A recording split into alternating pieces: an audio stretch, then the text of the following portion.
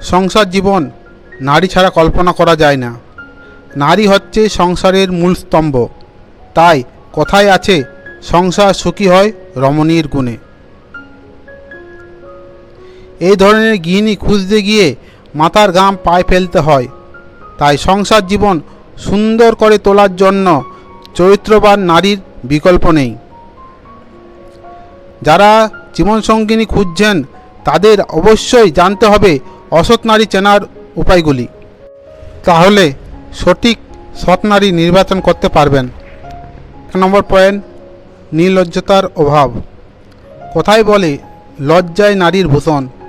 অসৎ নারী দেখলে ভদ্র হলেও তাদের মধ্যে নির্লজ্জতার আভাব প্রকাশিত হয়। পুরুষদের চোখের দিকে এমনভাবে চেয়ে থাকে যেন তারা ভেতরটা পড়ে ফেলেছে, আর ওই দৃষ্টি পুরুষের সর্বনাশের কারণ। নম্বর, খোলামেলা পোশাক। এইসব নারী একটা খোলামেলা পোশাক পরে শরীর দেখানোর চেষ্টা করে এবং পুরুষের দৃষ্টি আকর্ষণ করে। এই সকল নারী থেকে যত সম্ভব দূরে থাকুন। 3 নম্বর, মাথার চুল নিয়ে নাড়াচাড়া। এই সকল নারী কথা বলার সময় চুল নিয়ে বেশি নাড়াচাড়া করে এবং পুরুষকে বাধ্য করে তার রূপের দিকে নজর দিতে।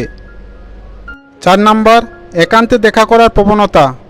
এই সকল নারী প্রথমে পুরুষের সাথে বন্ধুত্ব করে, বিশ্বাস অর্জন করে এবং বারবার একান্তে বা নির্জন জায়গায় দেখা করতে চায়।